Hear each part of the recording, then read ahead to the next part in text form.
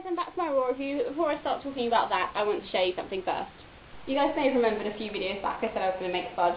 Basically, I was talking to, I think I was writing on Facebook last night to AJ, one of my friends who subscribes on here, and I said that I was making some cupcakes, and I said that if I made my video, or if I made the cakes before I started filming my video, then I would show them.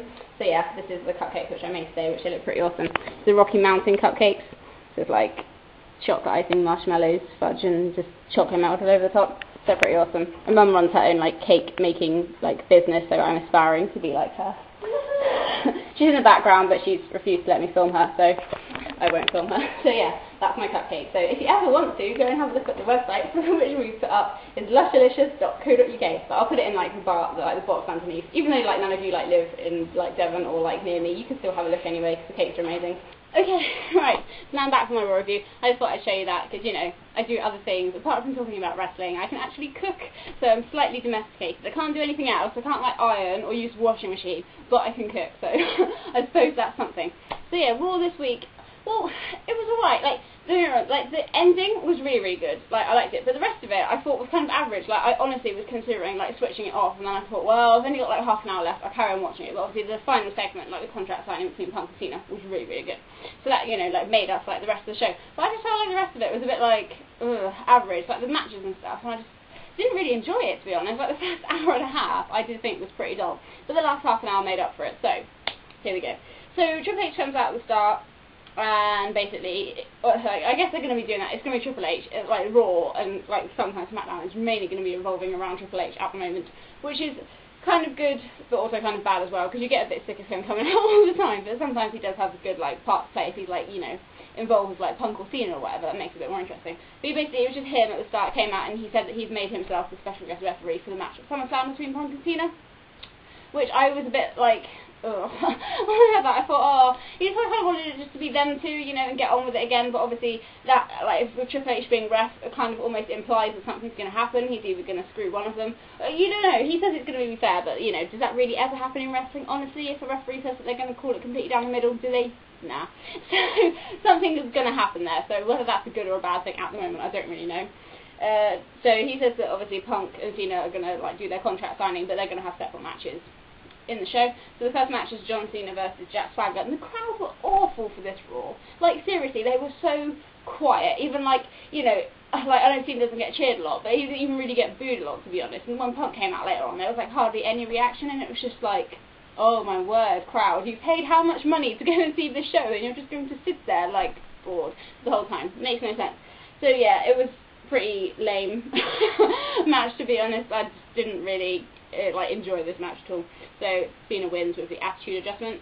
Then it was supposed to be Rey Mysterio versus The Miz, but like Rey was like still like on the ramp, and Miz came out and attacked him from behind and like threw him into like the WWE thing that's like on the rampway. So Rey Mysterio never actually got to compete. He got taken out, and Miz came in the ring and said, you know, he was complaining and like, you know, saying how kind of angry he was that he didn't even have a match set for SummerSlam yet, and he's like the biggest star, he does the most kind of media stuff, and he's, you know, still not even in a match.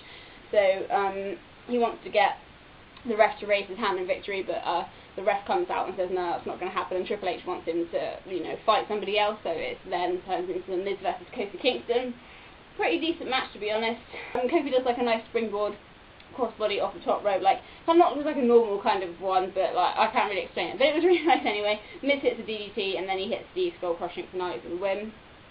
So, you know, at the moment Miz is doing kind of okay. He's actually winning like clean and stuff, because before he kind of cheat, but you know, he seems to be, I think they're trying to build him up as a better wrestler, not just a guy that's kind of good like with like promos and stuff. I think they are trying to make him look like a bit more of a better actual wrestler. Alberto versus CM Punk.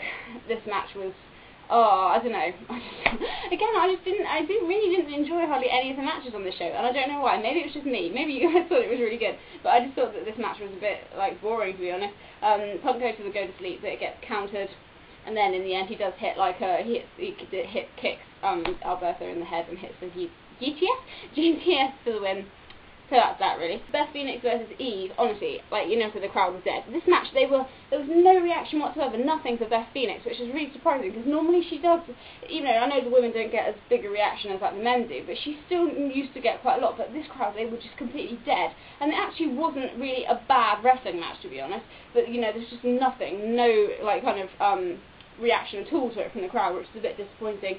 Beth wins with like the glam slam, and she starts like kind of like, she gets the microphone and starts saying stuff about Eve, and she was going to go back and say something else, but then Kelly runs out and like, you know, attacks her from behind and, you know, goes in and helps Eve. So obviously, you know, that was that. Dolph Ziggler, I don't know what is going on with him and Vicky Guerrero at the moment. That was a bit weird. It was, Dolph Ziggler versus Alex Riley, but Vicky gets in the ring and like slaps Riley, so Dolph gets disqualified, and then Vicky and Dolph argue, and then she walks out, and it's like, what's that all about? So I don't know what is going on there, to be honest. R-Truth versus John Morrison.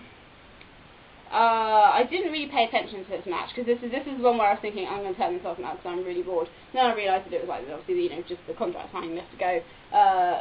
John Morrison hits like a nice corkscrew, like over like the ring post and onto the outside, which is quite impressive. I don't think I've seen that before. Then R-Truth wins with his move, whatever it's called.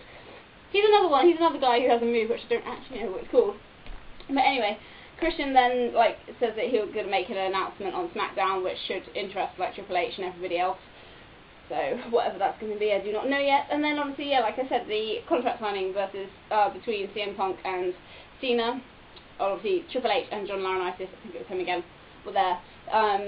You know, like, just the way that those two work together is really good, because you've got Punk, who is literally saying everything that, like, the fans obviously fit, or, like, I'm not saying, like, all fans, obviously, but, like, kind of, I guess, like, internet fans or older fans like us think. So he, you know, we're kind of obviously siding, like, with everything he says. But then on the other hand, you've got John Cena, who lately, I have to say, you know, not like I've ever been, like, a Cena hater. I mean, you know, I'm not like I come on here saying, I hate John Cena, he needs to just die, because I'm, you know, not like that at all. But, you know, he's really improved lately. He's not talking, or not giving, like, delivering the same kind of gimmicky kind of PG promos anymore, so he's actually talking like John Cena would, like he used to kind of be, again not like as heelish as he used to be, but he's just responding in like a human being like kind of way, and it makes it so much better, and you just don't, you know, get fed up with him like we used to, you know, I always used to say, oh, it's such, you know, lame comebacks and stuff, but what he was saying was obviously really good, and you know, those two just work really well together, and Triple H didn't have too much part in this segment, which was good, because if he'd have kept kind of interfering and saying stuff, I think it would have taken away from what Punk and Cena were doing, so I was pleased that he kind of just stood like on the sidelines and didn't really do too much, to be honest. Basically, Punk shows like a clip from like The Rock saying why he hates Cena. I hadn't actually seen that before. I guess a lot of people had already seen the clip on Facebook or Twitter or whatever it was from, but I'd never actually seen it, so obviously that was quite funny. And, you know, and obviously it's good, like I said before, it's good that they're still including The Rock in things, so that people don't, not that people would forget about The Rock, that's not what I'm saying, but like with this whole kind of storyline, if he's still being included, it makes you think, oh yeah, they're going to be fighting at WrestleMania, you know, I wonder what is going to actually happen with that, because obviously if Punk's like referring to him as well, it shows that, you know, Punk and Rock kind of not like on the same page, but you know, yeah, I hope you know what I'm trying to say, but you know, it's good that they're still including Rock, even though he's not physically there. Cena says that he knows that he will never win over like the millions of Rock fans, and he knows that he won't win over Punk's fans either, and he says that, you know, he could, like, he knows that there's so much he could do, like add to the 5 moves of doom, which I was quite surprised that he said that. Obviously that kind of shows that they are, you know, aware of all the stuff that like we've all been saying for so long, and he said that he, you know, he could add, like, or let his heel persona shine through.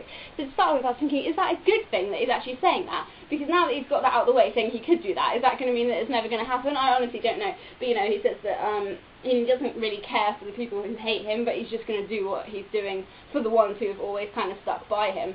So obviously that's, you know, kind of, you know, like, not like saying that he's, you know, just going to stick for like the kids and stuff, but I just thought that was quite good that, you know, he's saying that he is aware of all the stuff that he could do, but he's just still going to stick and do like what he's doing, because I suppose, you know, at the moment, like, if he turned heel, I just, you know, there's not really like a top face, is there? I know we've all been saying, you know, so long, it would be good, it would be good if like Cena did go heel, but I just still don't think it's going to happen, and I just think lately he's been a more bearable kind of face, if you know what I mean. So if he actually stays like this, it'll be alright.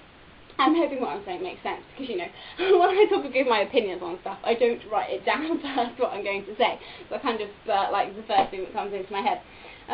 Cena basically says it's CM Punk who is the phony, you know, out of everybody, because that, like, basically because of all the stuff that he said, and then he actually did, like, come back. But Punk says that it's actually, you know, John Laurinaitis and Triple H who are, like, the phonies, like, because of all, like, the people that they've, like, fired and stuff. And obviously, you know, like, that again was quite surprising that they actually mentioned stuff like that, because normally if a wrestler gets, like, future endeavoured, you only see it on WWE.com, you never actually hear about it on the actual show. So the fact that, you know, he was saying, oh, you know, you fired Vladimir Kozlov, and obviously, and that got quite a big reaction from the crowd, because obviously I suppose most people would know, but people, like young kids, may not realise that he'd been fired or something, and people, like, who don't, like, regularly check the internet, because I mean, I only really knew because people had said it on, like, YouTube and stuff. Like, I don't regularly check WWE.com, I just don't, you know, because I have, like, better things to do with my time than constantly sit on, like, wrestling related sites, like, all the time. No offence to people who do, please don't, you know.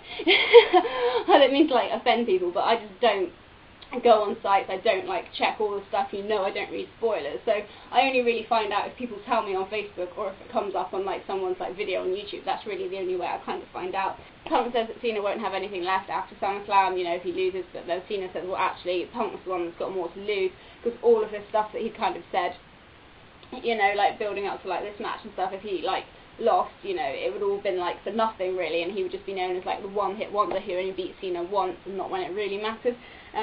But then after that, Punk says that he would rather be a one-hit wonder than a phony like Cena. So Cena says, you know, they're getting tired of talking. So they, like, mimic the whole thing about, you know, that contract signings always end in a fight. So obviously they both get up, Cena, like, knocks the table out of the way. But John Laurinaitis and Triple H try to break it up, so it ends up with Punk kicking Laurinaitis in the head and Cena punching Triple H. So, but then Punk escapes the ring. So then it's quite interesting afterwards because, you know, even though, like, Cena had just kind of hit Triple H didn't actually do anything to him. They just kind of stood in the ring, kind of, like, looking at each other. So Punk was on the outside, you know, kind of implying that it was going to be like a fix, that Cena and Triple H were actually going to be on the same page. Because I kind of thought, could that happen? You know, could Cena turn heel by kind of, you know, siding with Triple H and Triple H kind of screwing Punk? I don't really know. There's a few things that could happen. So, like, at the start of the show, I was kind of annoyed that Triple H was the referee for the match, but now I'm thinking it could be interesting because it could develop into something else and help further this kind of storyline on a bit. So, you know, we'll see what happens. So, yeah, the last segment of Raw really made up for the rest of the show, because the last segment was really, really good. The rest of the show was kind of average. So if you don't have time to watch the whole show, just skip to, like, you know, the last bit, because it was really good. Anyway, right, I've talked for too long after having to annoyingly start this video again.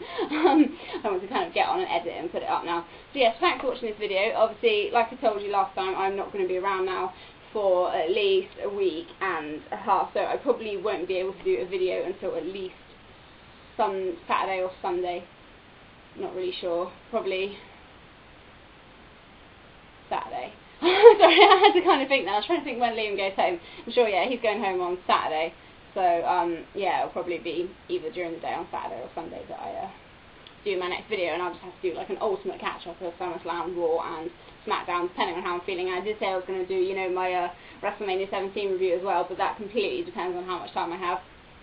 So yeah, so thanks for watching this video. Obviously, comment, give your opinions on, like, what you're thinking, you know, about SummerSlam, if you're looking forward to it, if you're actually going to buy it, if you're in England, if you're going to actually buy it off, like, box office or whatever. And also, yeah, don't forget to please check out my mum's, like, website, because, you know, it's a big thing to us, you know. She's, like, not worked, like, at all since I've been born, and, you know, now she's, like, literally, this is the first time she's, you know, like, makes it sound lazy. It's not even unemployed, she's just chosen to be, like, a stay-at-home housewife and does all the kind of stuff around the house.